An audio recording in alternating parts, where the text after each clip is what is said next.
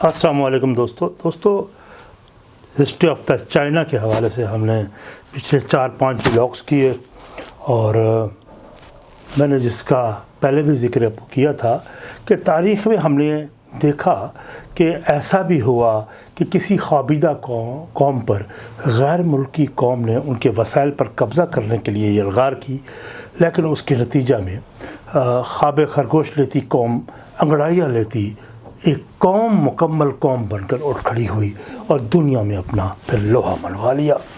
Japan کا وزیر اعظم 1972 میں چین سے بہتر تعلقات کا خواہاں تھا۔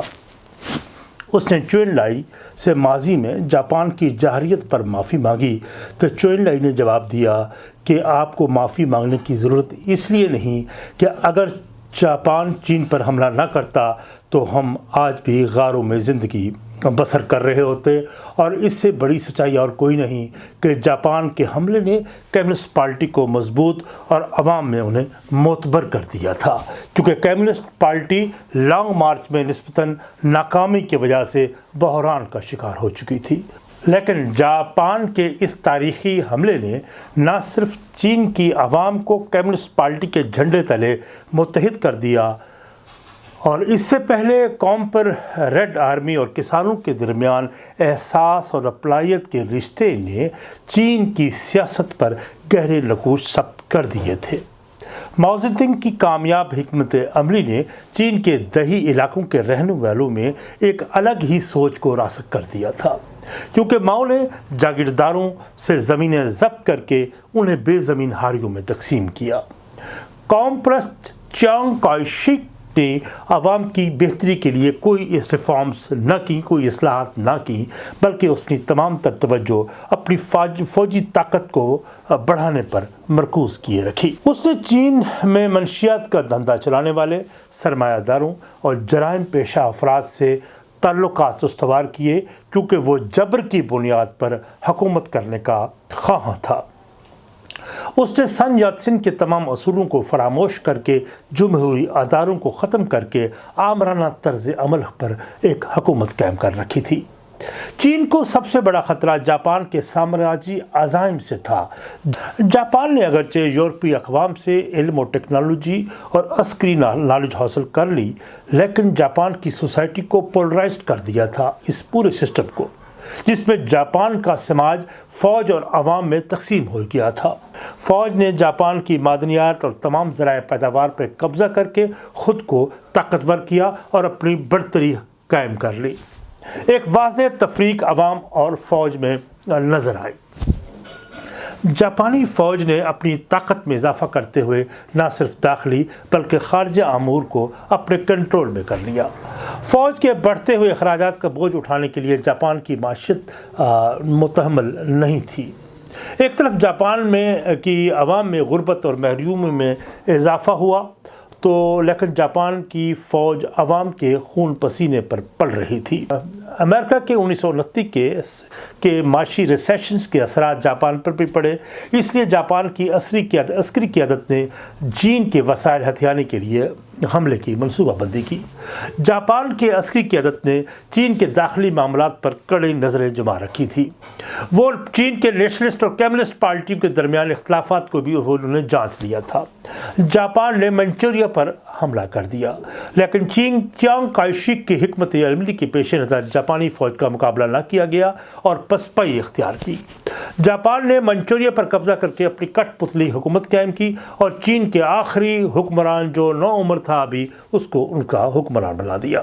امریکہ کے بین الاقوامی طاقتوں نے جاپان کے جارحانہ اقدامات کی مذمت نہ کی۔ اس کا نتیجہ یہ ہوا کہ لیگ آف دی نیشن میں جاپان پر کوئی پابندی عائد نہ کی گئی، نہ اس کی وضاحت ہو رہی تھی کہ عالمی طاقتوں نے چین کے حصے بکھرے ہونے کو اب انہوں نے قبول کر لیا تھا۔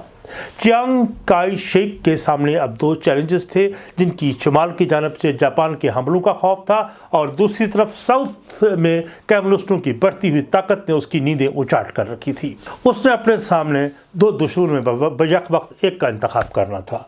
इसलिए उसने फैसला किया कि सबसे पहले कम्युनिस्टों के खिलाफ जलगार करेगा और जापान के साथ बाद में निपट लेगा। इस तरह नेशनलिस्ट जो फ़ौज थी वो कम्युनिस्टों के से जंग करने के लिए उसने इलाके का मुहासरा किया ताकि उन्हें ख़त्म कर दिया जाए। माओ ने जियांग की हिकमत अमली को समझ लिया था और गुरिल्ला जंग लड़ने को तरजीह दी, और क्योंकि सामान हरब व ज़रब पे कमी, अफरादी हवालों में कमी की वजह से गुरिल्ला जंग ही कारआमद साबित हो सकती थी, और ऐसा ही हुआ। जियांग ने कम्युनिस्टों की हिकमत अमली को काउंटर करने के लिए एक जर्मन जनरल्स की खिदमत को मुस्तार लिया। उसने नित नए तरीक़ों से कम्युनिस्टों का मुहासरा करते हुए नाकाबिल तलाफ़ी नुकसान पहुँचाने का सिलसिला शुरू किया। जर्मन जनरल के मुअस्सर अस्करी हिकमत अमली की वजह से कम्युनिस्ट एक ऐसे मखसूस इलाके में महसूर होकर रह गए, और जहाँ माओ के लिए सबसे बड़ा चैलेंज इस हिसार को तोड़ना था। इस तरह कम्युनिस्ट पार्टी ने फैसला करते हुए वह अपनी फैमिलीज़ को, वह औरतों को, बच्चों को वहीं छोड़ा और लॉन्ग मार्च के लिए निकल खड़े हुए। चीन की तारीख में नेशनलिस्ट फौजियों के हाथों अपनी ही चीनी नहत्ती औरतों और बच्चों का कत्ल और आबरूज़ी एक तलख और खौफनाक वाक़ये के तौर पर आज भी याद किया जाता है, जिसमें कम्युनिस्ट पार्टी से ताल्लुक़ रखने वाली किसी फैमिली को न बख्शा गया, उनका बेदर्दी से कत्ल किया गया। कम्युनिस्ट पार्टी के लॉन्ग मार्च में कम बेश 1 लाख कारकुनान ने शिरकत की, जिसका आगाज़ 1937 में हुआ और मुकर्ररा मकाम तक पहुँचने में उनको 30 माह का अरसा लग गया। ये रास्ता उन्होंने पहाड़ों के तंग दर्रों, घाटियों, दरियाओं, बर्फ़ से ढके पहाड़ों की चोटियों पर से अबूर करते हुए किया। जब वो यूहान के मकाम पर पहुँचे तो उस वक्त फ़कत उनके पास 8000 ही लोग बच पाए थे। इंसानी तारीख़ का ये एक अलग और मुनफरिद वाक़या है, जिसमें 1 लाख इंसानों ने नज़रियाती फ़िक्री बुनियादों पर कुर्बानी की लाजवाल दास्तानों को रकम किया। चीन के कम्युनिस्ट पार्टी के बर वक्त फैसले ले उन्हें मुकम्मल तबाही से महफूज रखा। माओ ज़ेडुंग को पार्टी का रहनुमा तस्लीम करते हुए इस मंसूबे के तहत पार्टी को मुनज़्ज़म किया और माओ के ख़यालात और अफ़कार पर पार्टी का मंशूर तैयार किया गया। लॉन्ग मार्च की बेपनाह सोबतों तकालीफ ने कम्युनिस्ट पार्टी को अवाम में मकबूल कर दिया। उनका इनकलाबी जज्बा मानत भी ना हुआ, बल्कि उनके इरादों में मज़ीद पुख्तगी आ गई। एक अमरीकी सहाफ़ी एडगर स्नो ने मार्च में शिरकत करते हुए उन हालात के अहाता अपनी किताब रेड स्टार ओवर चाइना में बखूबी किया। ये लॉन्ग मार्च के हवाले से एक अजीम और शाहकार किताब है। चियांग काई शेक ने कम्युनिस्टों से लड़ने के लिए एक फ़ौजी जनरल, जिसे मार्शल कहा जाता है, को तैनात किया। अच्छा, ये जो जनरल था ना, तो इसके वालिद को जापानी फ़ौज ने बड़ी बेदर्दी से कत्ल किया था। उसके अंदर एक रेवेंज ज़रूर था। उसने कम्युनिस्टों से इसलिए लड़ने से इनकार कर दिया क्योंकि वो समझता था कि अपने हम वतनों से लड़ने की बजाय जापान से लड़ा जाए। जापान उनका दुश्मन है। इसलिए उन्होंने चियांग काई शेक को अगवा उसने किया। एक मुज़ाकरात, एक डिस्कशन में वो गया, उससे उसने को अगवा किया और फिर अपनी कैद में डाल दिया। उसने चियांग काई शेक को मजबूर किया कि जापानियों का मुकाबला किया जाए, ना कि कम्युनिस्टों का। फिर 1937 का वो साल था जब जापान ने चीन पर एक भरपूर हमला किया और चीनी और जापानियों के दरमियान एक खूनरेज़ जंग का आगाज़ हुआ, और जिसने चीन की तारीख़ को मुकम्मल तौर पर बदल के रख दिया। उसने शंघाई शहर पर कब्ज़ा करके चीन के दारुल हुकूमत नानजिंग की तरफ जलगार की, जहाँ चियांग काई शेक की अफवाज को भारी नुकसान उठाना पड़ा। ये कौम परस्त फ़ौज के लिए शर्मनाक लम्हात थे जब उन्होंने अपने दारुल हुकूमत का दफा करने की बजाय बुज़दिलों और काहिरों की तरह शहर को खाली करके दुश्मनों के रहम करम पर डालकर उन्होंने राह फरार अख्तियार की। जापान की फ़ौज ने बग़ैर किसी मुज़ाहमत के बड़ी आसानी से इस शहर को फतह किया। कई सदियों की सबसे बड़ी खूनरेज़ और बदतरीन जराइम का इर्तकाब करते हुए शहर की आबादी को, जिनमें मर्द और ख़वातीन शामिल थे, बच्चे शामिल थे, उनका कत्लेआम किया। ऐसी ऐसी भयानक तस्वीर आज भी गूगल सर्च पे मौजूद हैं, जिसको देखकर रोंगटे खड़े हो जाते हैं। हज़ारों ख़वातीन की आबरूज़ी की गई بھی ریپ کیا گیا جب ایک عورت کو کئی جاپانی فوجی ریپ کرنے کے بعد اس کی فریج میں سنگین مار کر کے قتل کر دیتے رہے۔ اس کی تصاویر بھی آج بھی گوگل پہ موجود ہیں۔ شہر کی سڑکیں، عمارتیں، پارکس، چوراہوں پر، سیڑھیوں پر آپ کو برہنہ عورتوں کی لاشیں اب بھی آپ کو گوگل سرچ میں جب آپ جائیں گے تو وہ امیجز میں آپ کو مل جائیں گی۔ چین کی قوم پرست حکومت کی بے حمیتی کا وہ لاشیں منہ چڑھاتے ہوئے نظر آ رہی تھیں۔ بچوں تک کو نہ بخشا گیا، ظلم ایسا کہ انہیں کاٹ کر پھینک دیا گیا۔ پورا شہر وحشت کی تصویر بنا رہا، جس کے بارے میں جاپانی فوجیز نے اپنی ڈائریز میں جب انہوں نے لکھی تو اس کو بڑے فخریہ انداز میں اس کو واقعات کو قلم بند کیا۔ اس وقت کوئی بھی جاپان کی فوج کو روکنے والا نہ تھا۔ اس جنگ میں نیشنلسٹ فوج کا بھرم ٹوٹ گیا، اس کی پوزیشن بہت کمزور ہو گئی۔ ان کے پاس نہ تو اسلحہ تھا، نہ جاپانیوں کا مقابلہ کرنے کے لیے کوئی ہمت۔ جنگ کی وجہ سے ایشیائی خوردونوش کی قیمتوں میں ہوشر با اضافہ ہو گیا۔ افراط زر نے چین کی کرنسی کی قیمت کو گھٹا دیا اور یہاں تک کہ عوام کے پاس قوت خرید نہ رہی۔ کہ فوج میں بغاوتیں ہونا شروع ہو گئی، انہوں نے فوج کی نوکری چھوڑ کر بغاوتوں اور بلووں میں حصہ لینا شروع کر دیا۔ خوفناک دور میں سرمایہ داروں اور منافع خوروں نے خوب دولت کمائی اور چیانگ کائی شیک کی حکومت کے اعلیٰ سرکاری افسران نے ان تاجروں کے ساتھ مل کر بدعنوانی کے ذریعے مال و زر اکٹھا کیا۔ یہ وہ چین کے بدترین حالات تھے جس سے عوام بدزن ہوئے۔ اس کا بھرپور فائدہ کمیونسٹ پارٹی نے اٹھایا۔ پیپلز آرمی نئے سرے سے پھر منظم ہوئی اور تاکہ وہ جاپان کا مؤثر مقابلہ کر سکے۔ نیشنلسٹ پارٹی کی ناکامی اور شکست ان کی کمزور پوزیشن پہ ان کو لے آئی اور کمیونسٹ پارٹی کو جہاں زندگی نصیب ہوئی تو وہاں ہنان کی پہاڑوں کی گھاٹیوں سے نکل کر وہ سامنے آ گئے۔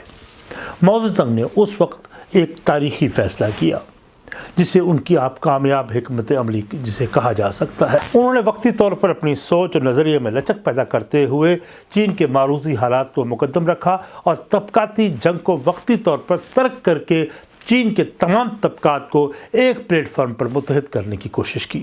جاپان نے چونکہ نارتھ کے زون علاقوں میں خوفناک تباہیاں برپا کی ہوئی تھیں، دیہات کے دیہات خاکستر کر دیے تھے، کھیتوں میں کھڑی تیار فصلوں کو نظر آتش کیا اور کسانوں کا قتل عام کیا اور اس حد تک کیا کہ کھیتوں میں کام کرنے والا کوئی نہیں رہا۔ جاپانی افواج کی وحشت و درندگی کی وجہ سے کسانوں میں اس کے خلاف سخت نفرت کے جذبات پیدا ہونا شروع ہو گئے، جس کا فائدہ پھر کمیونسٹ پارٹی نے اس طرح اٹھایا کہ انہیں پیپلز آرمی کا پھر حصہ بنایا۔ کمیونسٹ پارٹی نے کسانوں کے ساتھ مل کر جاپان کے خلاف جدوجہد کا آغاز کیا۔ حالات سے تنگ اور جاپان کی فوج کے ستم رسیدہ ہزاروں کسان کمیونسٹ پارٹی کے دست و بازو بن گئے۔ حالانکہ قوم پرست اور کمیونسٹوں میں اختلافات وہاں قائم رہے، لیکن ایک اور دور کا آغاز ہوا، یعنی دوسری جنگ عظیم کا پھر آغاز ہوا۔ اس میں اسٹالن اور ہٹلر کے درمیان پہلا معاہدہ ہوا تو چینیوں کے لیے روسی امداد بند ہو گئی۔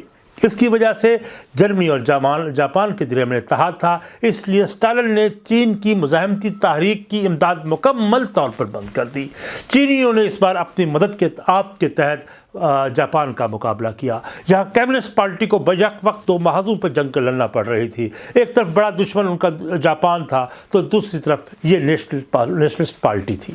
جاپان نے جیسے ہی امریکی بیڑے پل ہاربر پر حملہ کیا تو امریکہ کو اس جنگ عظیم میں کودنا پڑا، تو امریکہ نے چین کے چیانگ کائی شیک کی کھل کر مدد کرنا شروع کی۔ امریکہ نہ صرف ان کو ڈالر فراہم کر رہا تھا بلکہ ان کو اسلحہ بھی دے رہا تھا۔ امریکہ کی امداد نے وقتی طور پر چیانگ کائی شیک کی حکومت کو سہارا فراہم تو کر دیا لیکن اس کی سرکاری مشینری اس حد تک کرپشن میں لتھڑی ہوئی تھی کہ ملنے والی امداد ان کی ذاتی تجوریوں میں جاتی گئی۔ امریکی سیاسی مشن جو چین آئے ہوئے تھے انہوں نے ان حالات کا جائزہ لیا اور انہوں نے تحریر کیا اور نوٹس بھیجے اور انہوں نے کہا کہ پیپلز آرمی بے حد منظم ہے اور اس میں بدعنوانی یا کسی طرح کی ہیرا پھیری کا کوئی شہبہ نہیں ہے، اور کسان اور دیگر لوگ کمیونسٹ پارٹی میں برابر تسلسل سے شامل ہو رہے ہیں اور دوسری طرف نیشنلسٹ پارٹی کی حکومت بے انتہا کرپشن کا شکار ہے اور ان کے زیر اثر علاقوں میں جرائم کی بھرمار ہے، حتیٰ کہ منشیات کا دھندا یہاں عروج پر ہے جس کی سرپرستی ریاستی سطح پر ہو رہی ہے۔ انہوں نے امریکہ کو حکومت کو رپورٹس دیں کہ آنے والے وقت میں چین کا مستقبل کمیونسٹ پارٹی کے ہاتھ میں ہوگا۔ جب امریکہ نے جاپان کے شہروں ناگاساکی اور ہیروشیما پر ایٹم بم پھینکے تو جاپان کی فوج نے ہتھیار پھینک دیے اور چین سے بھی جاپانی فوج کو انخلا کرنا پڑا کیونکہ ہتھیار وہاں ڈال دیے گئے تھے۔ اب جنگ نیشنلسٹ پارٹی اور پھر کمیونسٹ پارٹی کے درمیان ہونا شروع ہو گئی، لیکن 1945 کے ایک اہم ترین واقعہ ہوا جس نے اس پوری صورتحال کو بدل کے رکھ دیا۔ اس کا احاطہ اگلے ایپیسوڈ میں، منتظر رہیے۔ والسلام۔